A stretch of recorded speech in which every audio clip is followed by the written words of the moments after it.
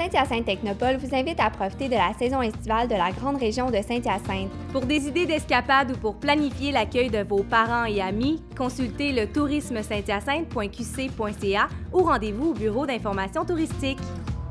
Les entrevues de sorties mascoutaines sont réalisées au magasin Germain-Larivière de Saint-Hyacinthe. Germain-Larivière est enchanté de nous accueillir.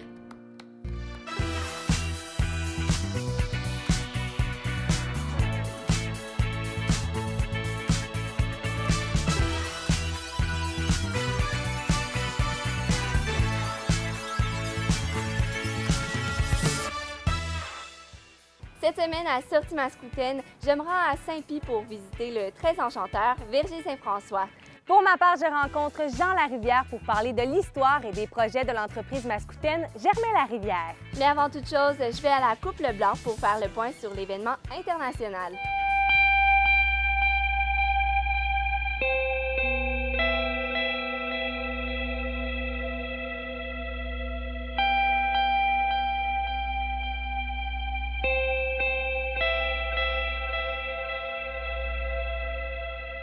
Pour une deuxième année consécutive, je me trouve en direct de la Coupe Leblanc ici à Saint-Hyacinthe et je suis toujours impressionnée de voir des jeunes athlètes bourrés de talent qui proviennent des quatre coins du globe.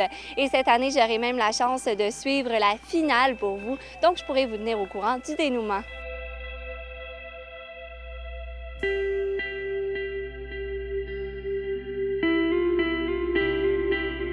Un tournoi international 12 ans et moins qui regroupe cette année, mais depuis plusieurs années, 10 pays différents, dont le Québec et le Canada. Donc c'est une compétition sous forme de Coupe Davis. Donc les pays compétitionnent un contre l'autre.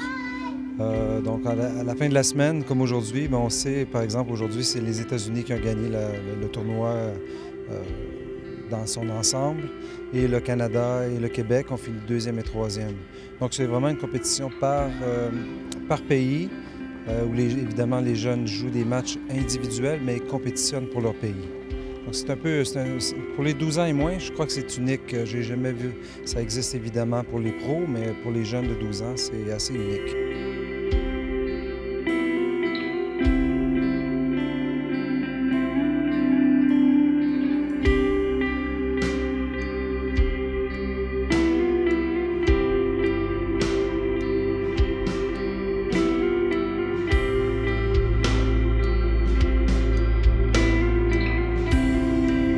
Donc, suite à cette finale de la Coupe Leblanc, ce sont les États-Unis qui ont remporté tant au niveau des filles que des garçons. Et je suis présentement avec les gagnants des États-Unis. Hi! Hi. How are you? Good, how are you? Good, thank you. How do you feel right now? You just won the Coupe Leblanc. I mean, it feels great. I've never really won like a team event, so it feels good, yeah. Yeah, it was an honor playing for USA, for them picking me. And yeah, it felt great to win, yeah, for the USA. Les filles du Canada se sont classées deuxième à la Coupe Leblanc et je suis présentement avec elles.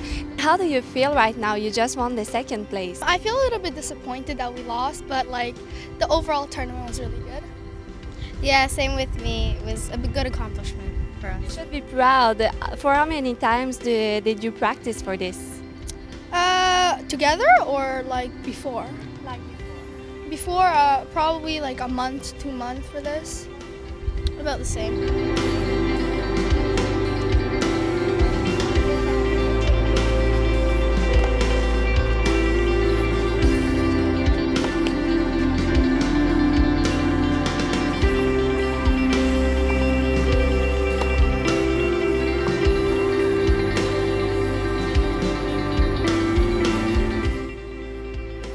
It was a great experience, you know.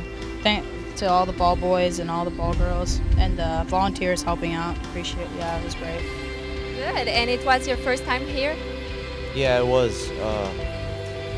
We had to qualify to get in, and it was fun, yeah. This place is really nice. Second time here, last year was nice too. Yes, it's a wonderful place. It's really nice. You did a great job. Thank you, girls.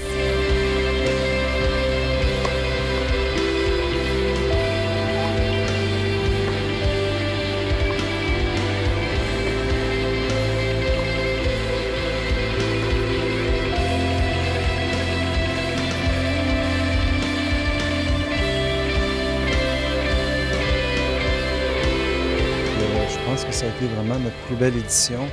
On a appris les 10 dernières années, puis cette année, ça a paru. Mais c'est plein de petites choses qui ont été améliorées, tant au niveau de la nourriture, du transport, de l'organisation en général. Il y a énormément de bénévoles qui travaillent sur ce tournoi. Oui, on a une très, très belle équipe. Beaucoup de gens de Saint-Hyacinthe, évidemment. Donc, la communauté, c'est vraiment, je dirais, ils se sont appropriés le tournoi.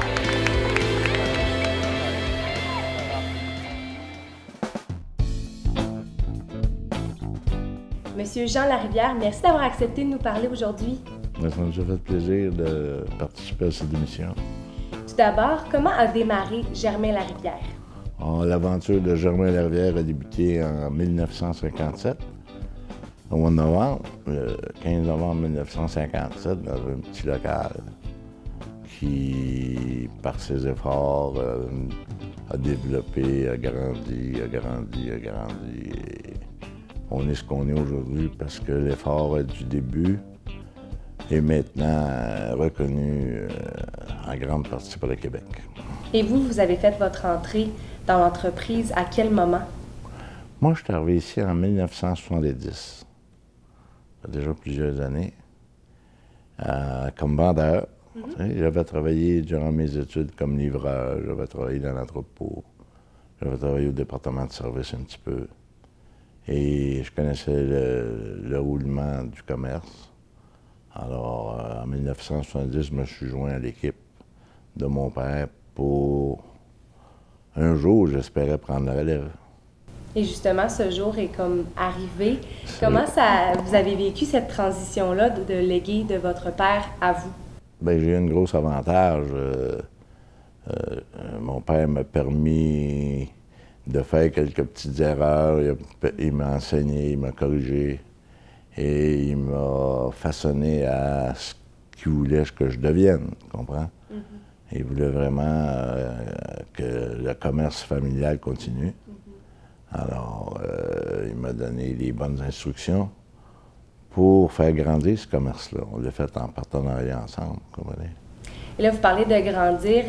Ça a longtemps été une excellente ascension. Il y a quelque chose qui l'a freiné un petit peu, puis c'est l'incendie de 1990. Est-ce que vous l'avez vécu? Pouvez-vous nous en parler un petit peu?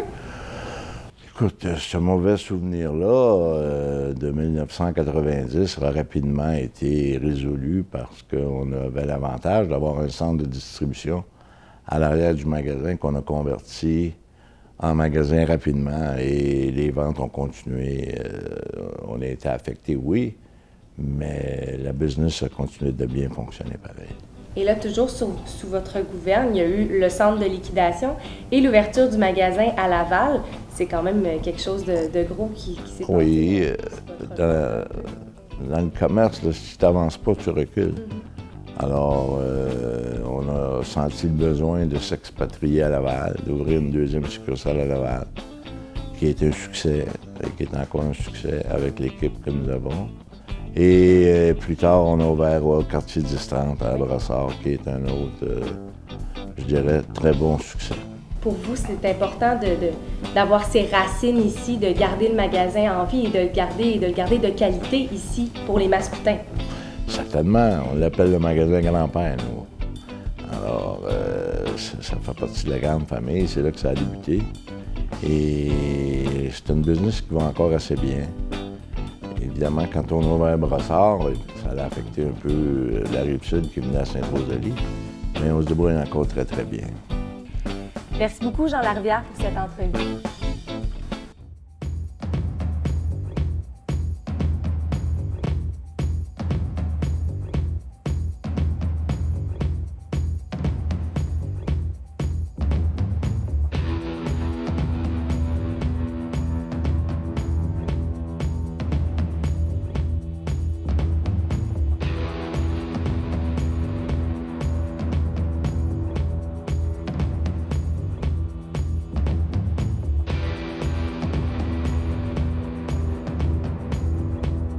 C'est l'Expo-Champ à Saint-Liboire où vous pourrez rencontrer plus de 300 exposants et voir plus de 1000 machines, dont plusieurs en action.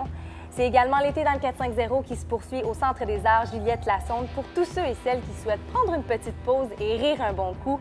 Il y a les vieux mercredis qui se continuent pour les amateurs et les curieux qui souhaitent en découvrir plus sur les vieux véhicules. Et il y a le marché de l'art qui, comme à l'habitude, est au marché public de Saint-Hyacinthe. Et avec la longue fin de semaine qui arrive, c'est l'occasion parfaite pour découvrir des boutiques originales telles que la Gourmandine, Comme un tricot et l'atelier Menu Art. Puis finalement, je vous invite à faire l'autocueillette chez un producteur près de chez vous. Les artichauts devraient arriver sous peu.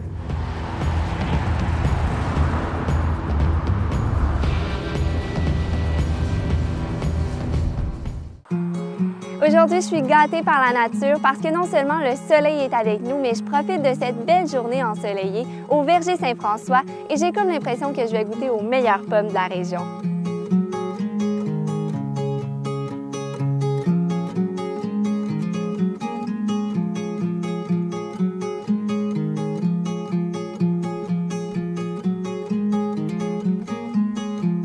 Monsieur Morissette, bonjour. Bonjour, bienvenue chez nous ce matin. Merci. Donc, on est au verger Saint-François. Ça fait combien de temps que ça existe ici? Le verger Saint-François a été initialement planté dans les années 50. Ça fait presque 70 ans cette année que le site est en opération. C'est sûr qu'il y a beaucoup de choses qui ont changé avec les années, mais nous, c'est notre 8e récolte cette année qu'on débute. Parlons un peu de Régie la Culture parce que vous êtes ouvert un certain temps de l'année, mais réellement, vous travaillez presque 12 mois. Sur le site, il y a 25 000 pommiers. C'est sûr que ça fait beaucoup d'heures d'entretien. Les pommiers sont entretenus un à un au niveau de la taille si on commence à partir du mois de janvier. Par la suite, c'est sûr qu'il y a des arrosages fongiques à faire, on ramasse les branches. Il faut que le fond du verger soit propre pour éviter l'utilisation de pesticides le plus possible. Puis, c'est beaucoup d'entretien. Oui, on s'amuse. Il y a plusieurs heures avant d'amener un produit fini de qualité sur le marché. Et ce qui est particulier, c'est que depuis 2013, vous êtes certifié Canada GAP. Ça veut dire quoi, ça, exactement? Bien, la norme Canada GAP, c'est une norme au niveau de la salubrité des aliments. Donc, ça assure que le produit qui va arriver sur les tablettes d'épicerie ou qui, nous autres, va être vendu au kiosque ici, a été manipulé et entretenu de façon à maintenir son intégrité. Puis, si jamais il arrivait des problèmes, on serait capable de retracer les produits pour le retirer du marché. Par exemple, si on doit utiliser des pesticides ou des herbicides, c'est sous recommandation d'un agronome.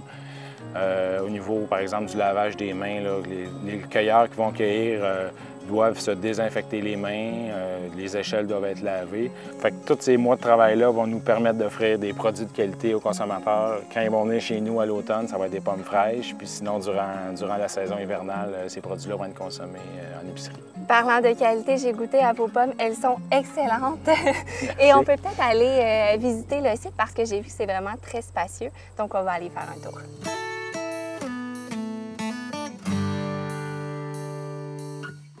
Et là, présentement, on est tout juste à côté des nouvelles plantations. Ouais. Vous en plantez chaque année des arbres? Oui, à chaque année, on essaie de planter peut-être 2000 ou 2500 arbres pour renouveler le verger. Parce qu'un jeune arbre va donner un fruit de meilleure qualité au niveau de la fermeté et du goût. Et sinon, est-ce que vous avez des produits transformés qui sont disponibles? Effectivement, on va utiliser une partie de notre récolte pour transformer des pommes puis l'offrir aux consommateurs au kiosque. On a des tartes, des confitures, des gelées, des croustades, toutes sortes de produits dérivés de la pomme que les gens peuvent venir découvrir chez nous. Vous avez un super beau site. Moi, c'est la première fois que je venais. Pour les gens qui ne savent pas où c'est situé, c'est à Saint-Pie, donc tout juste entre Saint-Hyacinthe et Granby. Donc, venez faire un tour. Je vous souhaite une belle saison. Merci beaucoup. Bien, je vous remercie beaucoup.